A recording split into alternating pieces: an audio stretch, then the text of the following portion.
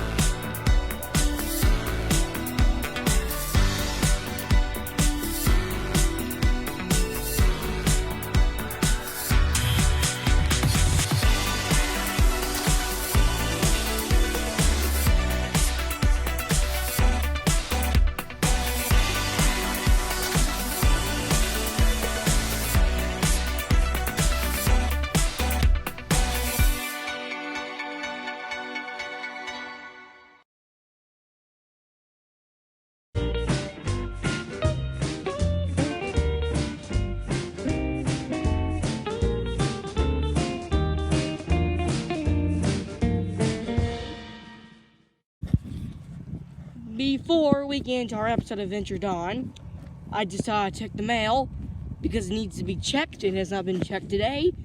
Remember, you always gotta look across the road. You gotta look that way, and you gotta look that way. You always gotta do that. Gotta make sure there's no cars coming so you don't get run over. You know, because if you got run over, it wouldn't feel that good, honestly. I really don't think it'd feel that good. But I'm gonna check the mail. I don't know why I'm filming this. I just felt like I needed to. This is not part of the Adventure Dawn episode, but I thought I had the need to record this for whatever reason. Okay, no cars coming. This is good. Very, very, very good. Okay. Yeah. Oh, look, we do got some mail. That's nice. Okay. Chuck that up. There's another mailbox here, but we don't use that. So just, oh, geez Louise! Why are there so many cars? Look at it! 1 car, 2 car, 3 car, 4 car, 5 car, 6 cars in a row. I'm so glad I checked the mail when I did. Okay, this has been a rough start to the episode.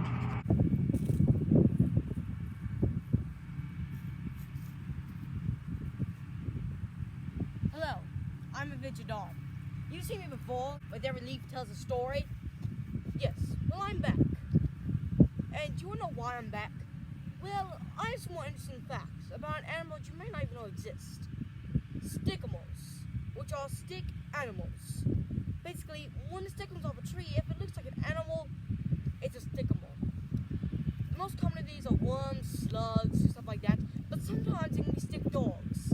And my companion, from this episode to every episode on with Adventure Dawn, will be Greg, my pet stick dog.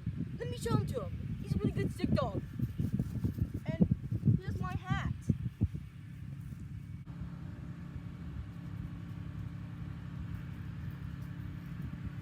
Hello, Adventure Dawn here again. My hat blew off, I didn't even realize it. But this is my pet stick dog, Greg. Say hello, Greg. Now, there are some positives and some negatives to having a stick dog, of course. I mean, really, with any pet, there are some negatives and some positives.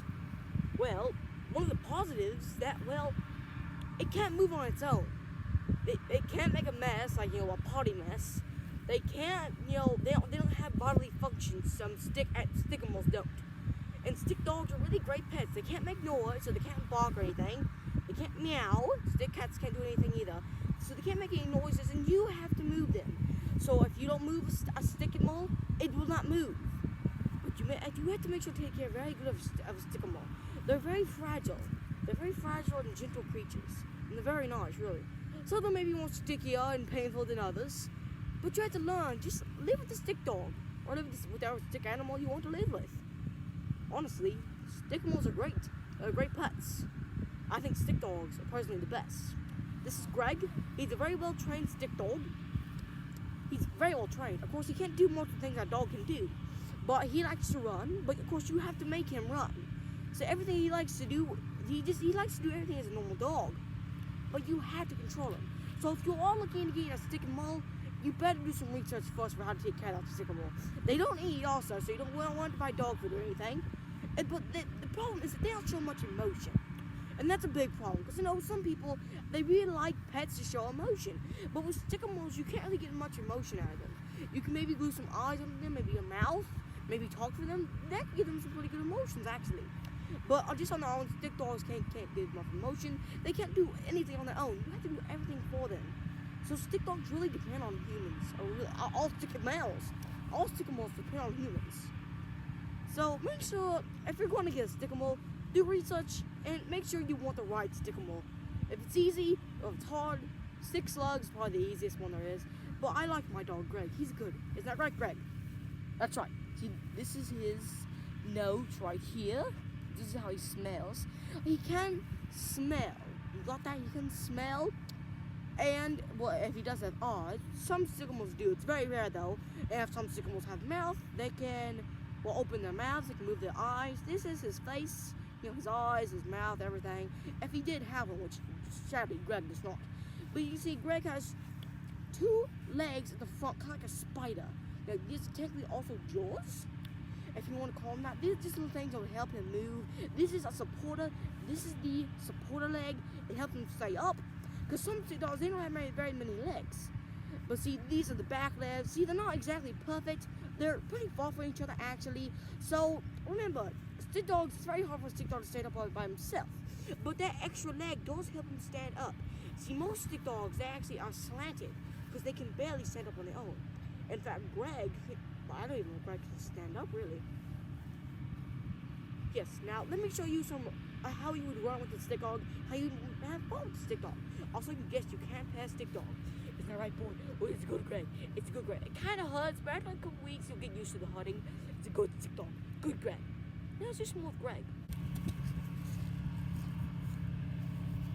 Now, as I've already said, stick dogs, you can do a minimum amount of fun with them. You can pet them, you might be able to take them in the right spot, but honestly, you can't do much fun with a stick dog. Probably the first thing to do with a stick dog, or really any stick mammal, is to, well, run. Now, of course, remember, you have to make it run. So the best way to make it run is grab it by the back. See, every stick mole has its back. So you want to grab it like this, you see? You want to kind of make sure that the back legs kind of bounce when you run. Because if you don't, the front jaws or front legs might trip. And that might hurt the stick dog or even break the stick dog. And you do not want that. So just kind of bounce on the back legs. Just kind of bounce on the back legs. See, here, let me show you what I mean. As you can see, I'm bouncing with the back legs, which means that the front legs not really break. But if you don't want to do it that way, you can do a more normal run, kind of like this, I guess.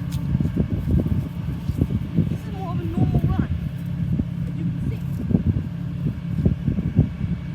Now, you can hop the front legs, but it is very dangerous for the stick dogs. I would not recommend this.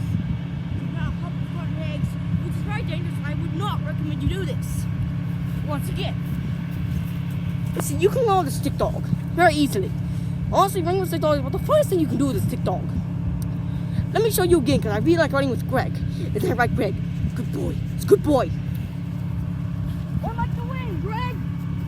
Go. Greg! Greg, are you okay? Greg! Greg! Greg's fine. I tripped over Greg, but Greg is okay. Greg's fine. Let's continue. I like to win, Greg.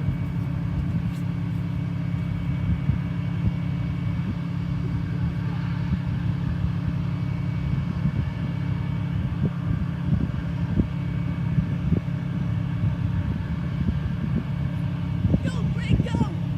He's a great dog.